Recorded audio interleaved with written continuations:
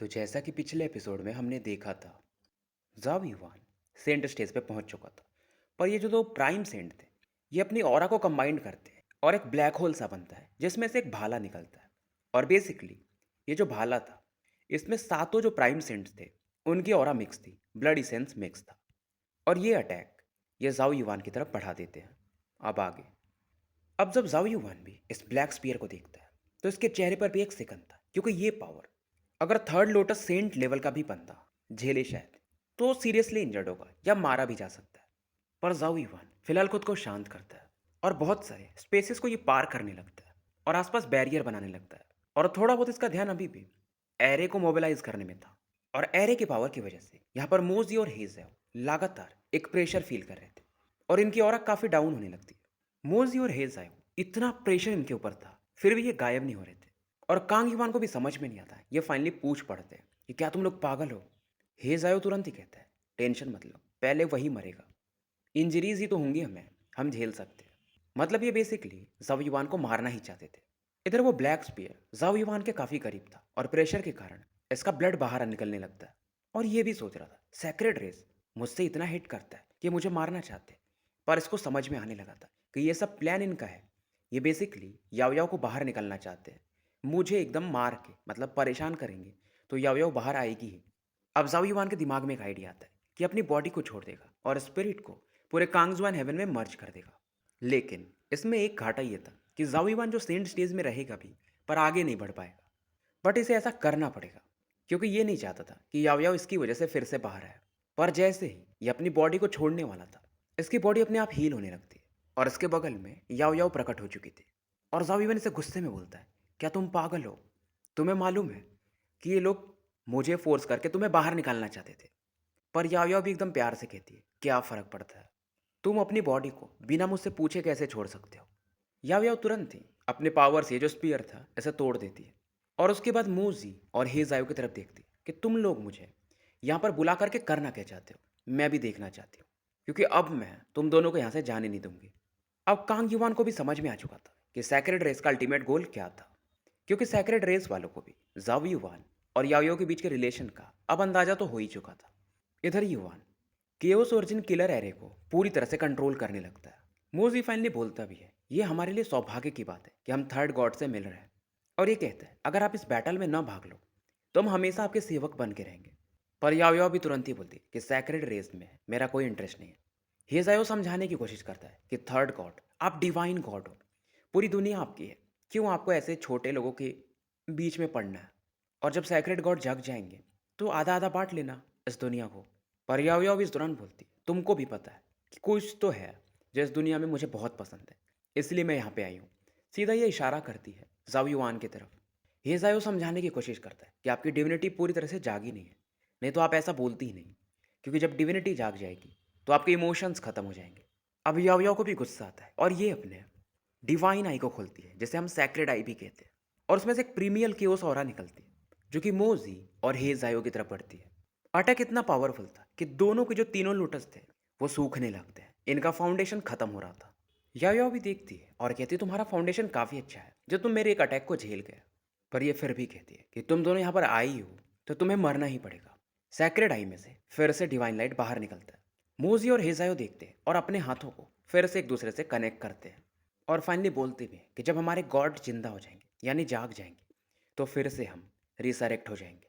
Basically इन दोनों ने अपने जो सेंट लोटस थे उसे जलाना शुरू कर दिया था। डिवाइन लाइट भी इस समय उन्हें रोक नहीं पा रही थी। धीरे धीरे वो गायब होने लगते हैं और वहां पर एक ब्लैक स्पीयर दोबारा से बनने लगता है। और इस बार ये जो ब्लैक स्पीयर था, इसमें एक प्रिमिटिव ऑरा थी, यानी गॉडली ऑरा। मोजी और हेज ने इस ब्लैक स्पीयर को और ज़्यादा पावर दिया था, जो इस बार इन्होंने निकाला था। और ऐसा तभी होता है जब इसमें सैक्रेड गॉड की ऑरा मिक्स हो। याओ भी इस दौरान उस स्पीयर की तरफ देखती है और फाइनली बोलती है, ये तो गॉड एनहाइलेशन स्पीयर है। जब पहली बार सैक्रेड गॉड ने वॉर शुरू किया था, तो इसी भाले की मदद से उन्होंने एंसेस्ट्रल ड्रैगन के विल से फाइट किया था, लेकिन ये टूट गया था। लेकिन फिलहाल ये सही हो चुका है। याओ अब अंदाज़ा लगाने लगती है और कहती है, मतलब सैक्रेड गॉड, लगता है अब तुम भी जागने ही वाले हो। और ये चीज़ें ये इस स्पीयर की तरफ देखकर बोल रही थी। अब ये जो स्पीयर था, इसमें से एक हवा जैसा निकलता है और एक चेहरा सा बनने लगता है। ये चेहरा काफ़ी पुराना था, प्राइमेटिव था और केओटिक था। पर जैसे ये चेहरा प्रकट होता है पूरा कांगजुआन हेवन में मानो एक उदासी सा फैलने लगता है, एक केओस सा बनने लगता है। जाविवान हेवेंस पावर को यूज कर रहा था ताकि इन चीजों को शांत किया जा सके। अब उसमें से आवाज आती है कि थर्ड गॉड, मैंने तुम्हें अभी एक ऑफर दिया था पर तुमने उसे ठुकरा दिया। और इस बार ये सैक्रेड गॉड का प्रोजेक्शन नहीं था, छाया नहीं था, बल्कि इसमें उनका ट्रू पावर था। अब याव याव भी बोलती है कि सैक्रेड गॉड, मुझे पता है कि तुम्हारी इच्छा हमेशा से बुरी ही रही है। तुम फर्स्ट गॉड बनना चाहते हो, और वैसे भी मैं एंसेस्ट्रल ड्रैगन के विल से पैदा हुई हूँ, तो नेचुरली मैं तुम्हारी दुश्मन हूँ। तो फालतू चीज़ें बंद करो। सैक्रेड गॉड भी बोलते, मतलब तुम इन कीड़ों के लिए मेरे दुश्मन बनना पसंद करोगी। और सैक्रेड गॉड की भी नज़र अब जाविवान पे थी, और ये फाइनली बोलता है इस बंदे की वजह से। और ये हंसता है, मतलब माइटी थर्ड गॉड, एक बंदे के लिए इनके पास फीलिंग है, तुम गॉड कैसे हो सकती हो। अब याओ याओ भी इसे गुस्से में बोलती है कि मुझे लेक्चर देना बंद करो। सैक्रेड गॉड दोबारा बोलता है, कोई नहीं, मुझे तुम्हें तो सॉलो करना ही पड़ेगा क्योंकि तुम एंसेस्ट्रल ड्रैगन के विल से पैदा हुई हो। तभी तो मैं एंसेस्ट्रल ड्रैगन के पूरे पावर को इकट्ठा कर पाऊंगा। और ये ब्लैक स्पेयर काफ़ी पावरफुल था क्योंकि अभी याओ याओ इसका भी पूरा डिविनिटी जगह नहीं था और सैक्रेड गॉड भी जगह नहीं थे, पर दोनों का लेवल सेम ही था। और जो स्पीयर था अब आगे की तरफ बढ़ता है। ये पावर जाविवान भी पहली बार दिख रहा था। याओ याओ इस दौरान एक ब्रश निकालती है और पूरे स्पेस पूरा वाइब्रेट करने लगता है। और जेनेसिस रून्स में तो ये मास्टर थी और साथ में जेनेसिस की को भी यूज करती। अब ब्लैक स्पीयर के साथ इसका ये जो जेनेसिस की रून्स थे वो टकराते हैं, और जो कोलिजन होता है, नॉर्मली अगर सेंट लेवल के लोग बैटल करते हैं, स्पेस अगर शैटर भी होता है यानी टूटता है तो फिर से रिकवर हो जाता है। पर ये जो कोलिजन था गॉडली लेवल का, इसमें स्पेस भी मानो खुद को रिपेयर ना कर पा रहा हो, एक ब्लैक होल टाइप बनने लगता है जो कि प्रीमियल केओस ऑरा से भरा हुआ था, जिसे हम प्लेस ऑफ डेथ भी कह सकते हैं। इस दौरान याओ याओ अपने एंसेस्ट्रल ड्रैगन के पावर को यूज करती है और ड्रैगन एक दहाड़ सा मारता है जिसमें जेनेसिस रून्स को देखा जा सकता था। पर सैक्रेड गॉड इस पावर को काउंटर करने को देखते भी नहीं है, वो हंसते हैं। और ये देखकर जाविवान को थोड़ा गड़बड़ लगता है, और अचानक से एक ब्लैक रे ऑफ लाइट काफी तेजी से आगे बढ़ती है और ये जाविवान की तरफ बढ़ती है। जाविवान मानो मूव न कर पा रहा हो। ये एक सेंट लेवल का बंदा था, हेवन मास्टर था, पर इस पावर के सामने मानो ये भी कुछ ना हो।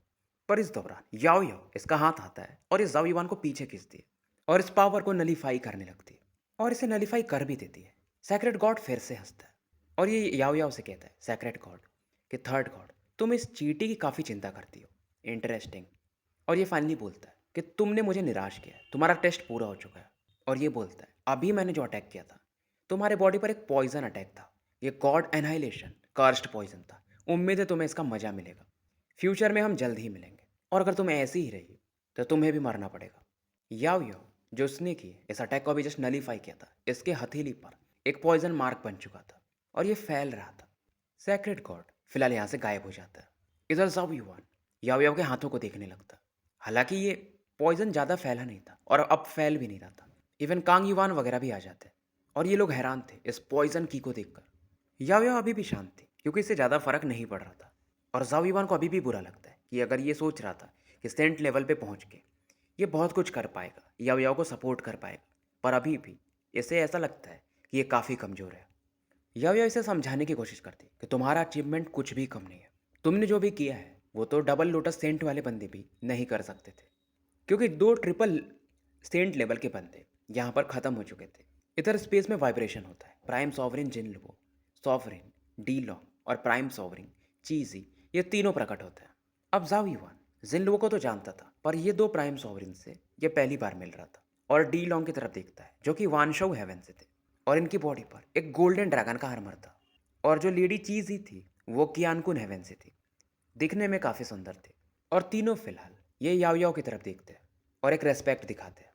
और फिलहाल जिन लोगों कांग युवान वगैरह की तारीफ करते हैं, पर कांग युवान भी बोलते हैं कि इसे विक्ट्री नहीं कह सकते क्योंकि याओ याओ थोड़ी पॉइजनड हो चुकी है। अब तीनों और ज़्यादा चिंतित थे, पर याओ याओ शांत थे। इधर जाओ युवान याओ याओ के हाथ को पकड़ के खड़ा था, और फिलहाल ये याओ याओ से पूछता है ये पॉइजन कैसा है। अब याओ याओ बताती है कि बेसिकली ये जो पॉइजन है गॉड को किल करने के लिए बनाया गया। और ये बताती है कि जब पहली बार सैक्रेड गॉड ने एंसेस्ट्रल ड्रैगन के विल से फाइट किया था, क्योंकि एंसेस्ट्रल ड्रैगन तो इस दुनिया में अपनी ऑरा सबको बांट चुके थे, तो बस उनका विल था। तो जब फाइट हुआ था तो भी सैक्रेड गॉड हार जाते और सीरियसली इंजर्ड थे। एंसेस्ट्रल ड्रैगन विल ने उनकी बॉडी को पूरी तरह से कोरोड करना शुरू कर दिया था, पर सैक्रेड गॉड उन हजार सालों में इसे कैसे भी करके निकाल पाए और एक पॉइजन में बदल दिया, जैसे कि हम गॉड एनाइलेशन कर्स्ड पॉइजन कहते हैं। और इसमें सैक्रेड गॉड का पेन है जो कि उन्होंने हजारों सालों में झेला होगा। और फिलहाल वो ये चाहता है कि इस पॉइजन की वजह से मेरा जो प्रोग्रेस है यानी गॉड बनने का स्लो हो जाए, ताकि वो मेरे से पहले जाग सके। तो अब लोगों को प्लान समझ में आता है कि सैक्रेड गॉड का प्लान क्या था। अब जाओ युवान भी पूछता है, क्या तुम इस पॉइजन को निकाल सकती हो? याओ याओ हंसती है कि थोड़ा समय लगेगा बट हो जाएगा। इधर प्राइम सॉवरिन डीलोंग कुछ कहने वाले थे, पर लेडी चीज ही प्राइम सॉवरिन इन्हें रोकती है। अब इस दौरान जिन वो पूछते हैं कि आपका आगे का प्लान क्या है। या वह बताती है कि फिलहाल ये कांग्समान हेवन में ही रहना चाहती है। और वैसे भी अब कांग्समान हेवन भी सुरक्षित था, क्योंकि जाओ युवान यहाँ का नया हेवन मास्टर है और सैक्रेड किलर एरे पहले के जैसा हो चुका है। और जिन लोगों के कहने पर, क्योंकि ये इस पॉइजन को इन्वेस्टिगेट करना चाहता था ओमेगा श्राइन में जाकर, तो याओ याओ इसका एक बूंद इन्हें देती है। और जाने से पहले जिन लोग जाओ युवान से कहते हैं कि थोड़ा ध्यान रखना, क्योंकि इन्हें अभी भी लग रहा था कि ये जो पॉइजन है काफ़ी पावरफुल है। याओ याओ कुछ छिपाने की कोशिश कर रही है। डीलोंग कुछ कहना चाहता था कि थर्ड गॉड बताएं, पर जिन लोग इसे समझाते हैं। और जिन लोग जाने से पहले कांग युआन को यहीं पे रहने को कहते हैं। इधर जाओ युआन कुछ मैटर्स जो था वो सेक्ट मास्टर किंग यांग और बाकियों को समझा देता है, क्योंकि वॉर हुआ था तो सिचुएशंस को नॉर्मल भी तो करना था। अब याओ याओ और जाओ युआन जाओ सिटी की तरफ बढ़ जाते हैं। और याओ याओ इसके मजे लेती है कि अब तो तुम हेवन मास्टर बन चुके हो। और जाओ युआन भी थोड़ा सीरियसली कहता है और प्यार से कि अगर मुझे मौका मिले तो मैं कभी हेवन मास्टर बनूँ ही ना। मैं तो एक प्रिंस बन के ही रहूं छोटे से शहर का, और तुम मेरी प्रिंसेस। अब दोनों इस दौरान एक दूसरे का कडल टाइप करने लगते हैं। और तभी इसको याद आता है, अरे मैं टुनटुन के बारे में तो भूल ही गई। और याओ याओ इस दौरान हाथ को घुमाती है, स्पेस में क्रैक होता है और टुनटुन बाहर आता है। और टुनटुन काफी गुस्से में था और सीधा जाविवान पर अटैक करने लगता है। पर याओ याओ के कहने पर यह फिर से शांत हो जाता है। इधर सीन शिफ्ट होता है और ग्रेट जाओ सिटी को दिखाया जाता है। चेयर पर जाविवान बैठा हुआ था और सूर्य के मजे ले रहा था। और यहाँ पर बगल में किन्यू बैठी थी और साथ में याओ याओ। और इस दौरान किन्यू जाविवान की जो बचपन की चीज़ें थी वो याओ याओ को काफ़ी सुनाती। हालांकि याओ याओ ज़्यादा रिएक्ट नहीं कर पा रही थी क्योंकि इसके इमोशंस गायब हो रहे थे, पर किन्यू समझती थी। वहीं इधर जाओ युवान इसकी मुलाकात टुनटुन से होती है और टुनटुन इसे कुछ चीज़ें बताता है, मतलब वही कि इसके इमोशंस जा रहे हैं। और युवान फील कर सकता था कि याओ याओ के अंदर अब चेंजेस आ रहे थे। इधर समय बीत रहा था और 1 महीने के आसपास का समय में जाओ एम्पायर काफ़ी ज़्यादा फेमस हो चुका था। और जाओ युवान इसके पापा इसे डांट लगा रहे थे कि तुम्हारी वजह से मुझे काफ़ी मेहनत करना पड़ा है। पर जाओ युवान हंसता है कि जितना मुझे समझ में आ रहा है आप मुझे डांट नहीं रहे हो, आप काफ़ी खुश हो।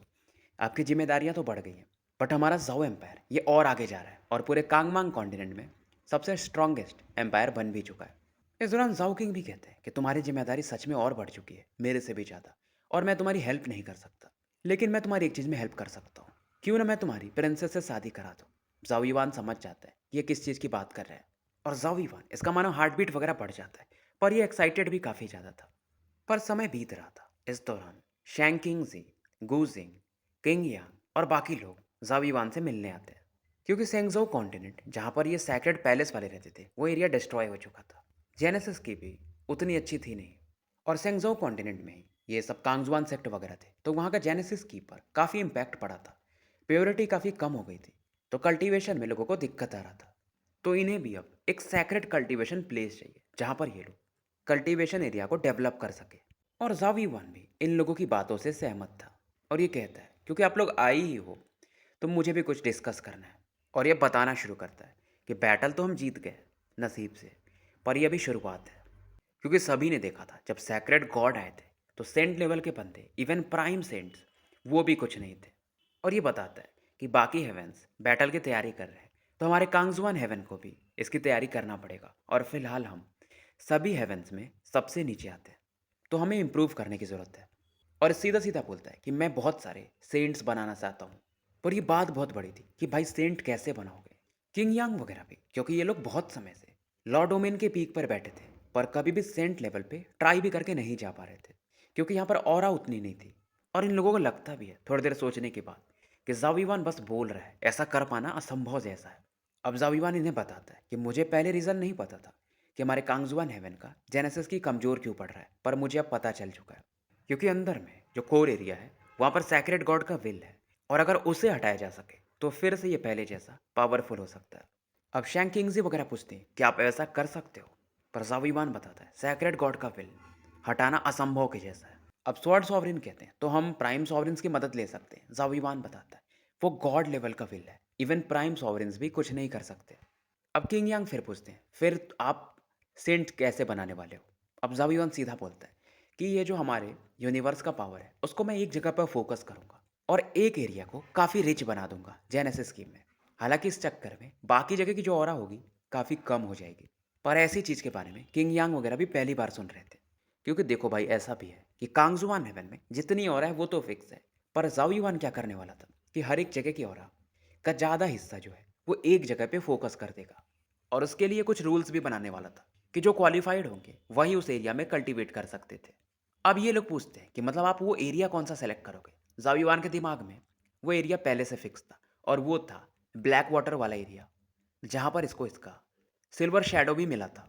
और ये एरिया जाव एम्पायर के काफ़ी करीब भी था। और यहीं पर एंसेस्टर कांगजुआन ने कांगजुआन सिन स्टैम्प को छिपाया भी था।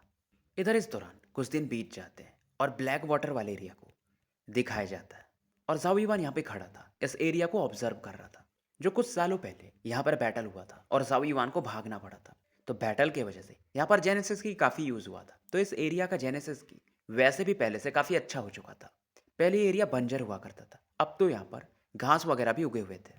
और जाविवान अब यहाँ पर अपने पावर को फोकस करने की कोशिश करता है, यानी पूरे हेवेंस के। बट ये काम काफ़ी मुश्किल था। जिस लेवल का ये ऑरा चाहता था, ये कर नहीं पा रहा था।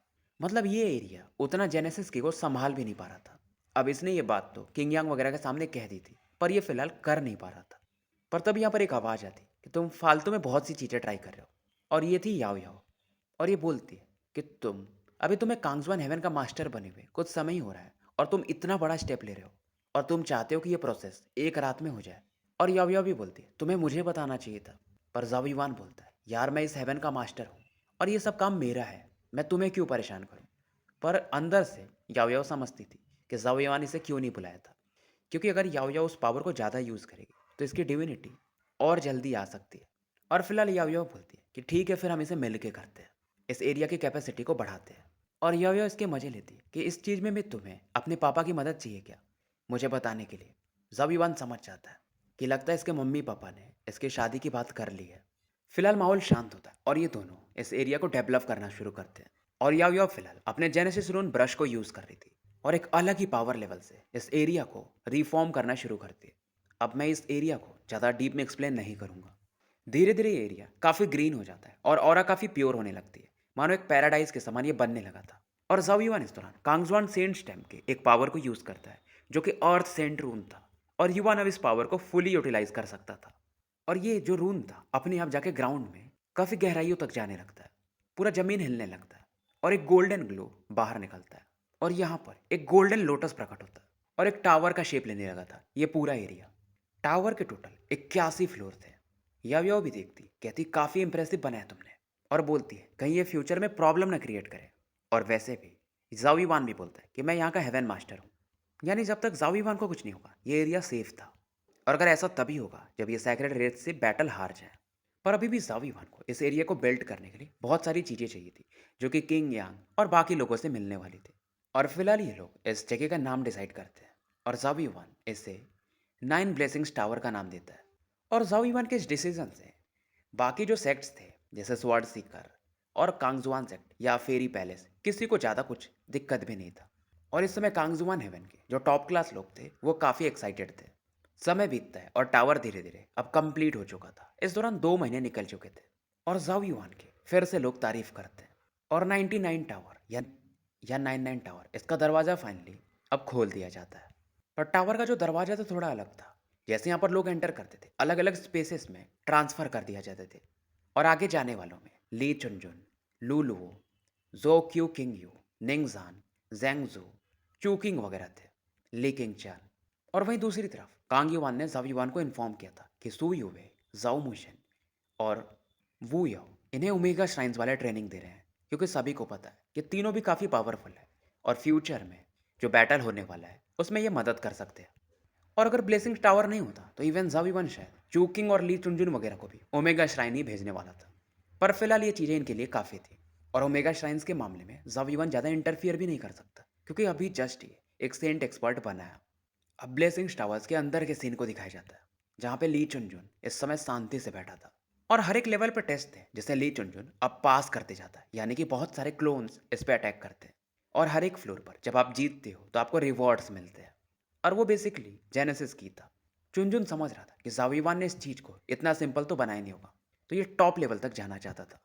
तो बेसिकली एक-एक बैटल एरिना था हर एक लेवल पे और ऐसे बहुत सारे बैटल एरिना थे। तो स्टोरी यहीं समाप्त करते हैं और मिलते हैं फिर कल एक नए वीडियो के साथ।